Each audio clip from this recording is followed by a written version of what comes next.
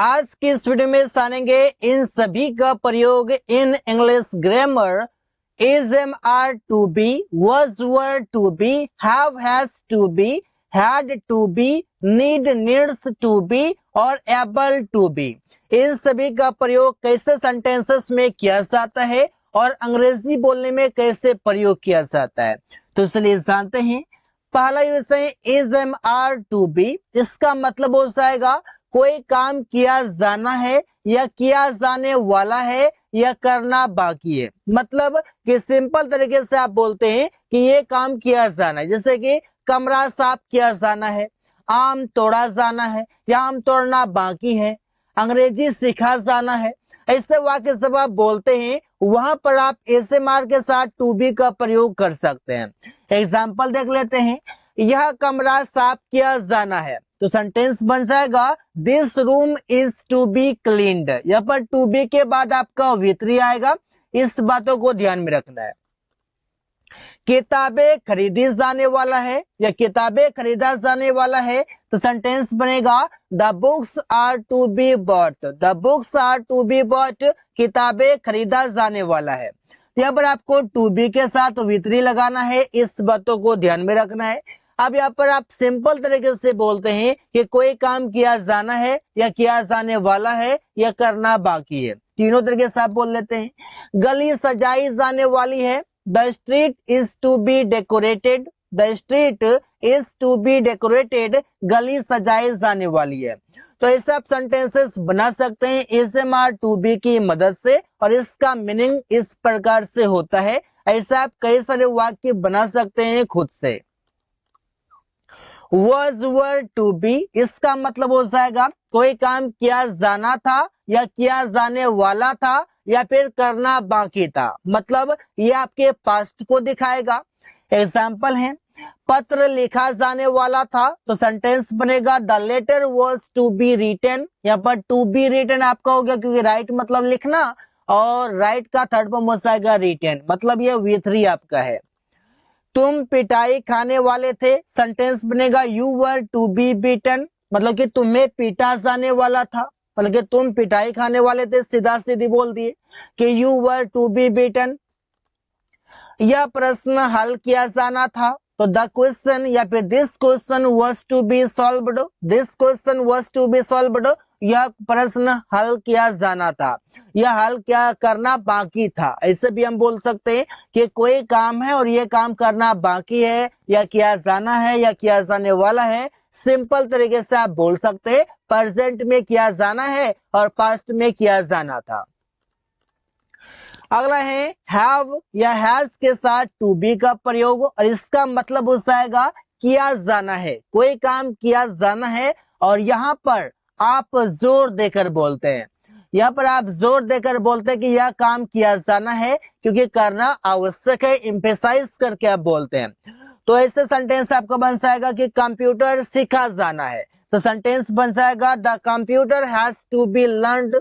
यहाँ पर आपका देखिए लर्न का थर्ड फॉर्म आपका लर्न हो गया, या फिर आप बोल सकते हैं यहाँ पर इस पर से भी कि आप यहाँ पर लर्न भी बोल सकते हैं और यहाँ पर आप लर्न भी आप बोल सकते हैं। मतलब लास्ट में आप एडी भी लगा सकते हैं या फिर लास्ट में आप टी भी लगा सकते हैं, दोनों आपका करेक्ट है। सब्जी खरीदा जाना है, तो सेंटेंस बनेगा the vegetables have to be bought. मतलब यहाँ पर जो भी वर्ड आपका जैसा होगा उसी के अनुसार आप सब्जेक्ट, मतलब ये आपका जैसा रहेगा उसी के अनुसार आपका हैज या हैव आएगा। ये आपका प्लुरल है तो ये भी आपका प्लुरल है, ये आपका सिंगुलर है तो ये भी आपका सिंगुलर है। कपड़े धोया जाना है, तो the clothes have to be washed. The clothes have to be washed, कपड़े धोया जाना है। गली सजाई जानी है, the street has to be decorated, कोई काम किया जाना है और एम्फेसाइज करके आप बोलते हैं, जोर डालकर आप बोलते हैं, वहां पर आप हैज से हैव के साथ टू बी, और अगर सिंपल तरीके से बोलना है तो इज से मार के साथ टू बी का प्रयोग करेंगे। ये आपको बीच में डिफरेंस रखना है। अगला है हैड टू बी, इसका मतलब हो जाएगा कोई काम किया जाना था, और ये भी आप स्ट्रेस देकर बोलते हैं, यहाँ भी आप जोर देकर बोलते हैं कि ये काम किया जाना था। जैसे कि आप बोलते हैं चोरों को पकड़ा जाना था, एम्फेसाइज करके बोलते हैं। सेंटेंस बनेगा the thieves had to be caught. The thieves had to be caught, चोरों को पकड़ा जाना था। किताबें सही से पढ़ा जाना था, तो सेंटेंस बनेगा books had to be read properly. यहाँ पर आपका रीड का थर्ड फॉर्म रेड है, जो कि स्पेलिंग तो एक ही तरह है लेकिन पढ़ा अलग तरीके से जाता है। उन लोगों को दंडित किया जाना था, एम्फेसाइज करके बोलते हैं क्योंकि वो दंड के अधिकारी हैं, उसने गलती किया है, अपराध किया है, तो उसे दंडित किया जाना था। तो सेंटेंस बनेगा, तो सेंटेंस बन जाएगा कि they had to be punished, they had to be punished, उन लोगों को दंडित किया जाना था। ऐसे वाक्य बना सकते हैं। आगे गाइस, नीड या नीड्स दोनों के बाद आप टू बी का यूज करेंगे। नीड आप यूज करेंगे प्लूरल सब्जेक्ट के साथ और नीड्स आप यूज करेंगे सिंगुलर सब्जेक्ट के साथ। जैसे कि इसका मतलब हो जाएगा किए जाने की जरूरत है। अब इसका मतलब था इसी मार्क के साथ टू बी, इसका मतलब था कि कोई काम किया जाना या करने वाला है, वहां पर आप सिंपल तरीके से बोल देते हैं। और जब आप हैज से हैव के साथ लगाते हैं टू बी, इसका मतलब है कि कोई काम किया जाना है, एम्फेसाइज करके बोलते हैं। और नीड या नीड्स के बाद टू बी लगाते हैं, तो इसका मतलब है कि कोई काम किए जाने की जरूरत है, करना जरूरी है, ऐसे आप समझ सकते हैं।